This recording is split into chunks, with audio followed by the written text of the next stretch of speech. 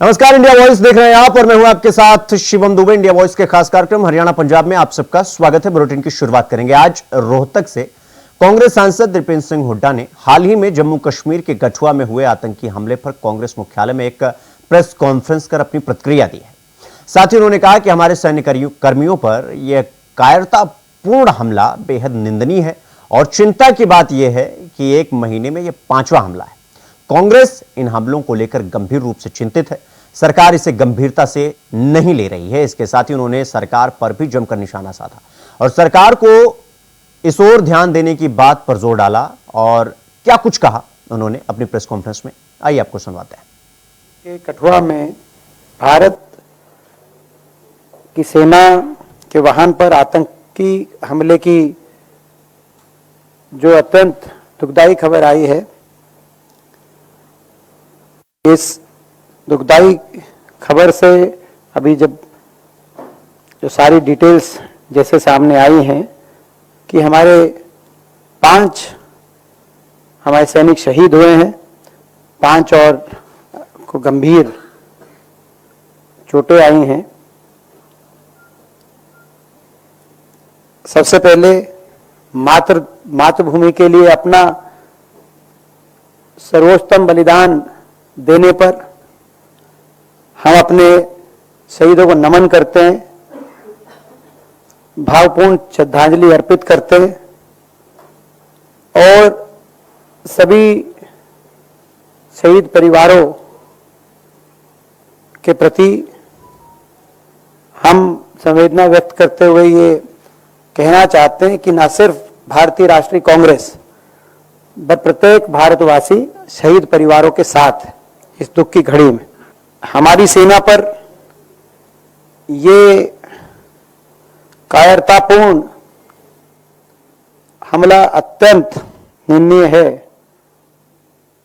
और चिंता की बात यह है कि एक महीने के अंदर 5वां आतंकी हमला ये हुआ है। आपने देखा किस रूप से कठुआ के अंदर ये जो हमला हुआ है, बिल्कुल इसी रूप से आपको याद होगा दिसंबर 2023 में राजौरी में भी हमारे 4 शहीद हुए थे, वहां भी ऐसा हमला हुआ था। आपको याद होगा कुलगाम में 1-2 दिन पहले एनकाउंटर भी हुआ, जहां 6 आतंकियों के साथ साथ 2 हमारे शहीद भी हुए। आपको याद होगा 26 जून को भी इसी तरीके से डोडा के अंदर एनकाउंटर की एक घटना सामने आई और 9 जून को जब प्रधानमंत्री जी की शपथ ग्रहण समारोह था जिस दिन, उस दिन भी आपको याद होगा कि एक हमारी वैष्णो देवी जाते हुए एक बस के ऊपर एक इसी प्रकार से दुस्साहसपूर्ण हमला किया गया। तो ये लगातार हो रहे हमलों पर भारतीय राष्ट्रीय कांग्रेस गंभीर चिंता व्यक्त करती है।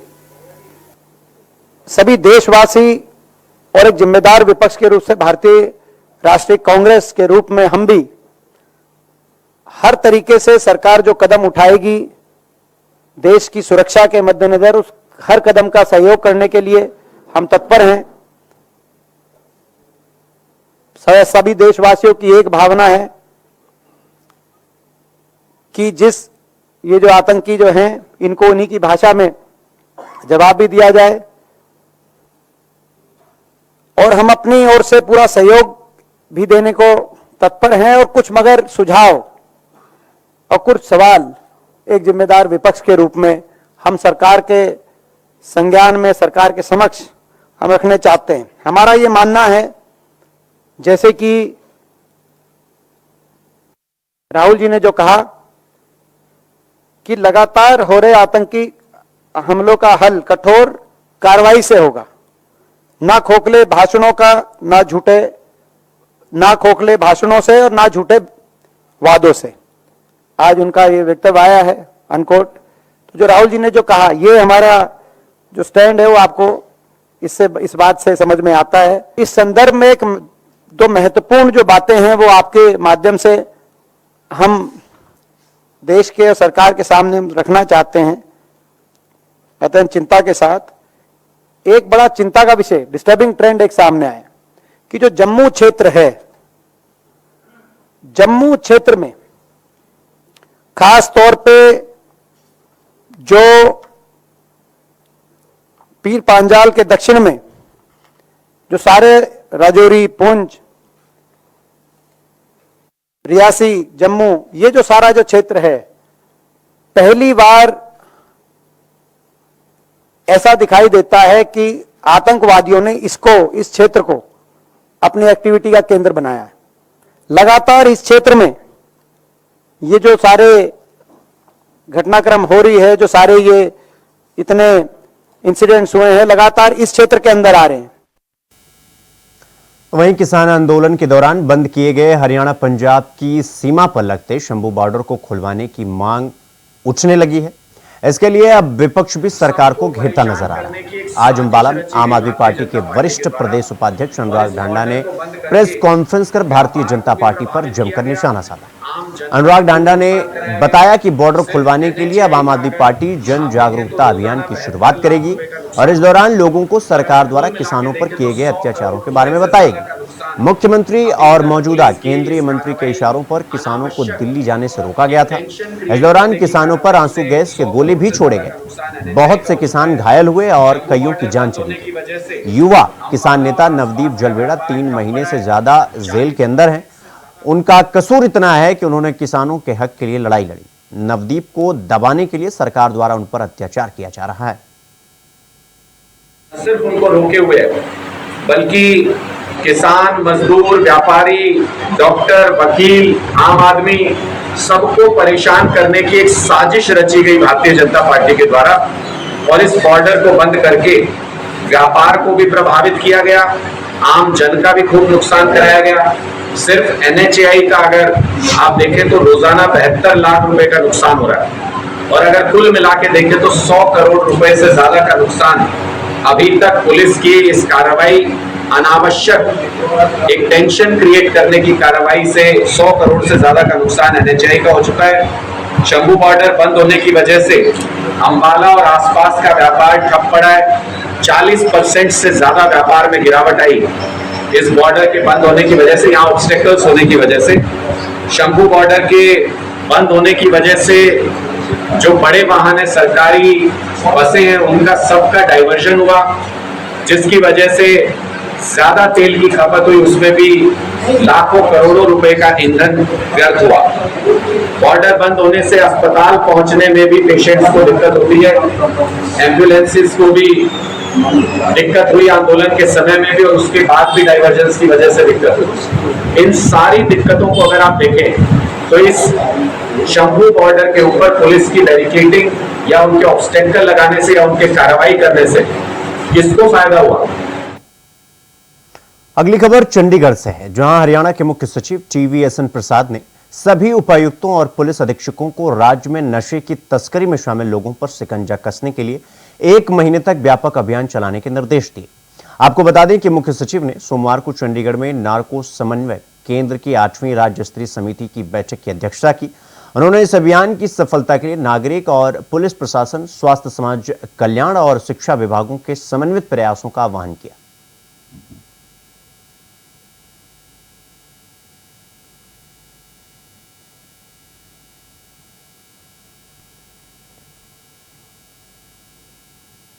रुक करेंगे अगली खबर की ओर। हरियाणा के परिवहन और महिला एवं बाल विकास मंत्री असीम गोयल ने कहा कि पहाड़ी क्षेत्र के गांवों का सर्वे करवाएंगे। अगर किसी क्षेत्र में सरकारी बसों की संख्या बढ़ानी पड़ी तो अवश्य बढ़ाई जाएगी। प्रदेश सरकार का उद्देश्य बस सेवा मुहैया करवाकर आमदनी बढ़ाना नहीं है, बल्कि नागरिकों को समय पर सुरक्षित परिवहन सुविधा उपलब्ध करवाना हमारी प्राथमिकता है।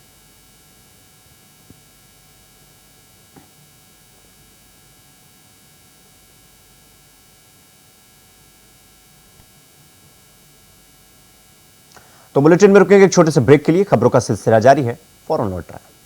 ब्रेक के बाद एक बार फिर आप सबका स्वागत है मेरे साथ। रुक करेंगे अगली खबर की ओर। रोहतक की अनाज मंडी के सामने पुराना शुगर मिल ग्राउंड के पास एक युवक की बेरहमी से हत्या करने का मामला सामने आया। पुलिस की प्राथमिक जांच के अनुसार मृतक युवक को गोलियां मारी गई हैं। शरीर पर ईंटें मारने के निशान भी मिले हैं और शव के पास खाली खोल के साथ ही खून से सनी ईंटें भी मिली हैं। वारदात के बाद हत्यारे मौके से फरार हो गए और सूचना पाकर शिवाजी कॉलोनी थाना पुलिस टीम मौके पर पहुंची और जांच में जुट गई। मामले की गंभीरता को देखते हुए एफएसएल टीम को भी मौके पर बुलाया गया। थाना में सूचना प्राप्त हुई थी जो ये अपना कम्युनिटी सेंटर तो इसके पीछे डेड बॉडी पड़ी सूचना पाकर यहाँ आए थे। जो यहाँ मौका पर रवि पुत्र देवेंद्र नाम से शनाख्त हुई, कार्रवाई जारी है। 25 का क्या लगता है प्राथमिक जांच में? जांच में तो मर्डर है। मौके पर 7 खोल मिले, कुछ ईंटें भी लगी। हाँ एक हाथ ईंट भी मिली हुई है। करीब 33 की अभी तो 25 जारी है। बाद में पता चलेगा मामला क्या होगा। रुक करेंगे अगली खबर की ओर। अगली खबर भिवानी से है, जहां पूर्व मुख्यमंत्री और नेता प्रतिपक्ष भूपेंद्र सिंह हुड्डा ने कहा कि कांग्रेस ने किसानों को कर्ज माफी, बिजली के बिल माफी और एमएसपी दी, लेकिन बीजेपी ने उन्हें लाठी, डंडे और गोलियां दी। कांग्रेस ने जवानों को पक्की नौकरियां दी, लेकिन बीजेपी ने उन्हें कौशल निगम और अग्निवीर जैसे ठेका प्रथा उनके हाथ में दे दी। तो वहीं कांग्रेस ने प्रदेश के युवाओं को खिलाड़ी बनाया, लेकिन बीजेपी ने उन्हें नशेड़ी बनाया। कांग्रेस ने बेटियों को देश का नाम रोशन करने वाली खिलाड़ी बनाया, लेकिन बीजेपी ने अपने नेताओं से उन बेटियों का उत्पीड़न करवाया।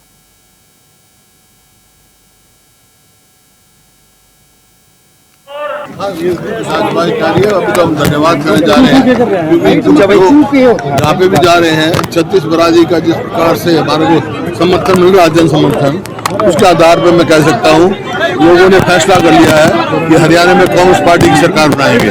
क्योंकि 10 साल हमारी सरकार देखी, कांग्रेस की 10 साल ये देखी, तो हरियाणा कहाँ से कहाँ पहुँच गया। लोग इस बात को समझ चुके हैं, ये सरकार विकास नहीं करा सकती।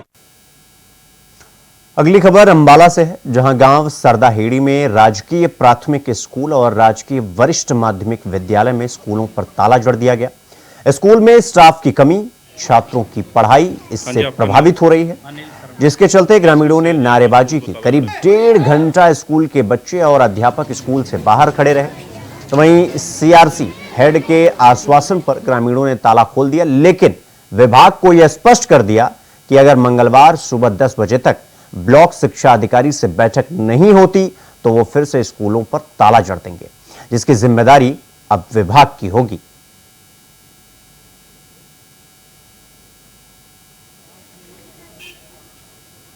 हाँ जी, आपका नाम? अनिल शर्मा। क्या समस्या है जी आज जो स्कूल को ताला जड़ा?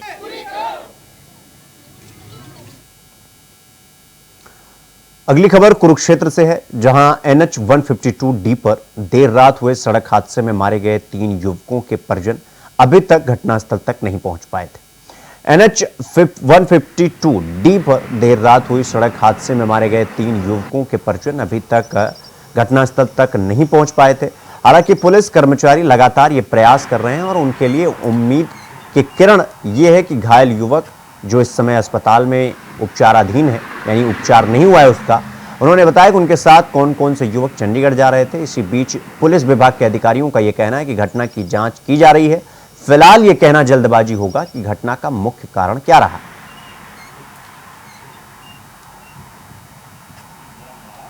ये रात की घटना है जी। रात 9:15 बजे के करीब यहाँ पर हुआ है। ये 152D पर हम इस समय खड़े हैं और पेहवा के पास ये जो 152D है, और यहाँ पर 9:15 बजे रात की ये घटना है। यहाँ पर ये गाड़ी किसी चीज से टकराई, आगे ये नहीं पता चल पाया कि वो गाड़ी ट्रक था, क्या था, कोई हैवी व्हीकल था जिससे टकराई है। काफी जोरदार टक्कर है जो वो हुई है, और टक्कर होते ही इसके अंदर 4 लोग मौजूद थे। 4 में से एक व्यक्ति है जब वो तो निकल करके गाड़ी से 10-20 फीट दूर मतलब चला गया, और वो काफी चोटिल था वो।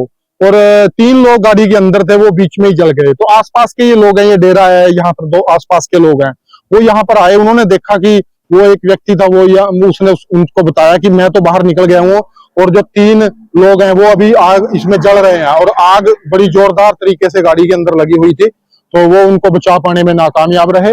और वो जो 3 बॉडियां थी वो बिल्कुल जल गई थी। उनको ये भी पहचान पाना मुश्किल था कि ये महिला की है या पुरुष की है। और वो सिर्फ उसने इतनी बात बताई कि हम झज्जर से चंडीगढ़ की तरफ जा रहे थे, और इसमें 3 लोग और हैं, उनको बचाओ, वो भी बेहोश हो गया। अभी वो पता चला है कि कुरुक्षेत्र हॉस्पिटल में है। कितने बजे घटना था? ये 9:15 बजे की घटना है। और इसके अंदर एक और भी है जी, जो बचाव कर्मी थे, जो आसपास के स्थानीय लोग थे, बचाव करने के लिए पहुंचे, उनमें से भी एक व्यक्ति चोटिल हो गया। उसको भी काफी, ये पुल है आप सामने देख सकते हो, इस पुल से ना 20 फुट नीचे गहराई है में वो नहर है, उसमें गिर गया वो। तो वहीं कुरुक्षेत्र जिले के लाडवा की वीआईपी कॉलोनी में देर रात बदमाशों ने आइलेट सेंटर संचालक और भाजपा नेता अंकुश गोयल के घर पर ताबड़तोड़ फायरिंग कर दी। बाइक पर आए 2 नकाबपोश बदमाश 6 से 7 राउंड फायरिंग कर वहां से फरार हो गए। इनमें एक गोली उनकी स्कूटी में लगी तो एक दीवार में जा लगी। वारदात करीब रात 11 बजे की बताई जा रही है। वारदात के बाद से परिवार में दहशत का माहौल बना हुआ है। भाजपा नेता का यह कहना है कि रात करीब 11 बजे किसी ने उनके घर की डोरबेल बजाई, मगर कोई घर से बाहर नहीं गया। कुछ देर बाद उनको घर के बाहर से गोलियों की आवाज सुनाई दी। मामले की सूचना पाकर पुलिस मौके पर पहुंची और स्थिति का जायजा लिया। पुलिस ने घटनास्थल से गोलियों के खोखे बरामद किए हैं। फिलहाल पुलिस मामले की जांच पड़ताल में जुट गई। रात 11 बजे का वाक़या है। 11 बजे फायरिंग हुई है रात। 2 अज्ञात लोगों ने फायरिंग की है। प्रशासन अपना काम कर रहा है, तो क्या जानकारी निकल के। आपको कैसे पता लगा कि ऐसे फायरिंग हो रही है? घर की बेल बजाई किसी ने 11 बजे और फिर उसके बाद फायरिंग की आवाज़ सुनाई दी, तो वो पता लगी क्या था कि बाहर बेल बजा के किसी ने फायरिंग किया। तो आपके घर में कैमरे लगे हुए हैं, कुछ थोड़ा बहुत कुछ पता लगा, कुछ अंदाजा? फिर उसमें चेक किया कैमरों में, तो पता लगा कि हाँ फायरिंग हुई है। कुछ पहले किसी अज्ञात लोगों को कोई फोन वगैरह आया हो, उसके बाद आया हो? तो अभी तक ऐसी कोई बात नहीं। अभी कोई बात नहीं, ना किसी का फोन आया, ना कोई ऐसा था। रुक करेंगे अगली खबर की ओर। संयुक्त किसान मोर्चा की प्रदेश स्तरीय बैठक जाट धर्मशाला में हुई। इसमें जेल में बंद किसानों की रिहाई को लेकर रणनीति बनाई गई। इस बैठक में इसमें मोर्चा ने 17 जुलाई को 2 दिन अंबाला एसपी कार्यालय का घेराव करने की चेतावनी दी गई और इसे लेकर किसानों की ड्यूटी भी लगाई गई, जिसमें water cannon boy Navdeep Singh, Anish और गुरकीरत की रिहाई की मांग को लेकर अंबाला पुलिस अधीक्षक कार्यालय का घेराव किया जाएगा। आजाद देश के अंदर, लोकतंत्र के अंदर सबको अपनी आज़ादी है। कोई उन्होंने बड़ा लंबा आंदोलन सड़कों के ऊपर भी किया, कोई दो राय नहीं है। उन्होंने बड़ा 30 साल के आसपास संघर्ष किया। अब उनका जो मानना है साथियों का, उनका पूरे हमारे साथी रहे, हम भी उनके काम सीखा है, उनके साथ काम भी किया है। अब उनका मानना है कि जहां आंदोलनों के माध्यम से हमने काम कराया कि उनका अब हम सरकार बनाकर वो सोचते हैं कि हम अपना किसानों का भला करेंगे। उनको मुबारकबाद है, वो अपनी आवाज़ उठाने का उनका तरीका दूसरा है, उन्होंने अपना लिया है। अच्छी बात है, उनको आज़ादी है। कोई भी साथी, वो गुरनाम सिंह का कोई भी इलेक्शन लड़ सकता है, कोई भी अपनी पार्टी बनाए, सबको आज़ादी है। और जिसने जिस मकसद से बनाया है अच्छे कामों के लिए, उनको मुबारकबाद है। वो अपना बात अपनी पब्लिक में ले जाए, हमें तो इससे कोई आपत्ति नहीं है। लेकिन हमारा मानना क्या है? हमारा मानना ये है, इलेक्शन के लिए 50% 52% पब्लिक का समर्थन चाहिए और आंदोलन करने के लिए अगर 1% लोग भी सड़कों पर आ जाएं तो 3 काले कानून जैसे रद्द हो जाते हैं। वहीं रोहतक में रेलवे रोड पर एक ज्वेलरी के कर्मचारी के साथ लूट किए जाने का मामला सामने आया है। आरोपियों ने वारदात को उस समय अंजाम दिया जब कर्मचारी बैंक से रुपए निकालकर वापस दुकान पर जा रहा था और इस दौरान मोटरसाइकिल सवार 3 युवकों ने उसका रास्ता रोका और मारपीट कर उसकी स्कूटी और 2,75,000 रुपए वहां से छीन लिए, जिसके बाद पूरी वारदात सीसीटीवी कैमरे में कैद हुई और इसके बाद पीड़ित ने इसकी शिकायत आर्यनगर थाने में दर्ज करवाई। पुलिस ने मामले की शिकायत दर्ज कर आगामी कार्रवाई शुरू कर दी है।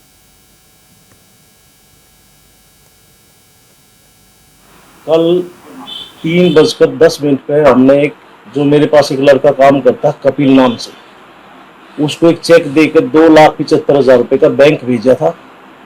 भाई इसको ड्रा करके ले आओ, किसी की पेमेंट करनी है। वो 3:30 पे मैंने टेलीफोन किया, बेटा कहाँ रह गया? मैं बोला अंकल मैं अभी बैंक में हूँ। थोड़ी देर बाद फिर टेलीफोन किया, मैं बेटा कहाँ रह गया? बोला अंकल जी मेरी स्कूटी भी छिन गई। मैं बेटा पैसे कहाँ है? बोला पैसे स्कूटी में ही थे। मैं बोला मौके पे कहाँ हूँ इस टाइम? मौके पे बोला मैं इस टाइम जो है ना हुड्डा कम्प्लेक्स में हूँ। तो हुड्डा कम्प्लेक्स में मैं तुरंत अपने बेटे के साथ पहुंचा और वहां जाके मैंने 112 पर टेलीफोन किया। टेलीफोन करते ही पुलिस की गाड़ी आ गई थी और इमीडिएट उन्होंने एक्शन ले दिया। उसके बाद CIA 1, CIA 2, CIA 3 और चौकी इंचार्ज सारी पुलिस आ गए, उन्होंने फुटेज वगैरह का। खबरों में आगे बढ़ेंगे। अगली खबर अंबाला से, जहां अंबाला छावनी में विकास के भयावह दृश्य को उजागर करते हुए इनेलो प्रदेश प्रवक्ता ओंकार सिंह ने यह कहा कि पूरी अंबाला छावनी को तोड़ दिया गया है। प्रशासन ये बताए कि यहां की कौन सी सड़क मजबूत है और कौन सी सड़क बची हुई है। जगह जगह टाइल वाली सड़क को तोड़ी जा रही है। अगर तोड़नी ही थी तो यह फिर बनाई क्यों? बनाते समय तो टाइल वाली सड़क के फायदे बताए गए थे, इनकी उम्र 100 वर्ष तक बताई गई थी, तो फिर क्यों बनाने के 2-4 वर्षों में ही इन्हें तोड़ दिया गया? नमस्कार, मैं तो एक बात कहना चाहता हूँ, मैं भी दुखी हो चुका हूँ, मैं भी परेशान हो चुका हूँ। हर रोज खुद भी सड़क दिखाता हूँ, जनता भी क्या देखती होगी, लेकिन मजबूरी है, जनता की परेशानियों तो हमें उजागर करनी है। ये प्रशासन तो बिल्कुल सो चुका है और मैं पहले कह चुका हूँ, अंबाला छावनी प्रशासन को तो नोबेल पुरस्कार दे देना चाहिए। ये पक्की बनी हुई सड़क, ये टाइलें दिखा दीजिए, इन टाइलों में क्या नुक्स है। ये पक्की बनी हुई सड़क को पहले उधेड़ देगी, बिल्कुल साफ टाइल है, टाइलें उधेड़ के अब ये दूसरी सड़क बनाने की बात कर रहे हैं। तो मैं पूछना चाहता हूँ, टाइलों वाली जब सड़क बनानी शुरू हुई थी, इनकी ज़्यादातर फैक्ट्रियाँ इनके अपने चमचों ने बना ली थी। जितनी फैक्ट्रियाँ टाइलों की बनी थी अंबाला छावनी में, उनका आज इंक्वायरी करा लो, कोई ना कोई इनके चमचे की फैक्ट्री निकलेगी। उस वक्त तो टाइलें लगाने के फायदे बता रहे थे, बहुत मजबूत सड़क है, 50 साल तक कहीं नहीं जाएगी। मैं मानता हूँ बहुत मजबूत सड़क है, ये टाइल 50 साल तक कहीं नहीं जाएगी, लेकिन अब इस टाइल को उतारा क्यों गया? क्यों इस टाइल को उतार के नीचे रख दिया, क्या कारण है? अगली खबर यमुनानगर से है, जहां हरियाणा यूनियन ऑफ जर्नलिस्ट के शिष्टमंडल ने जिला उपायुक्त को दिए ज्ञापन में मुख्यमंत्री से यह मांग की कि पत्रकारों की पेंशन के नियमों का सरलीकरण किया जाए। ग्रामीण छोटे समाचार पत्र के पत्रकारों को भी मान्यता दिया जाए और बीमा राशि 20 करोड़ करने के साथ साथ 200 गज के प्लॉट भी दिए जाए। हरियाणा यूनियन ऑफ जर्नलिस्ट की यमुनानगर इकाई द्वारा प्रधान राकेश भारतीय के नेतृत्व में जिला उपायुक्त कैप्टन मनोज कुमार को मांग पत्र सौंपा गया।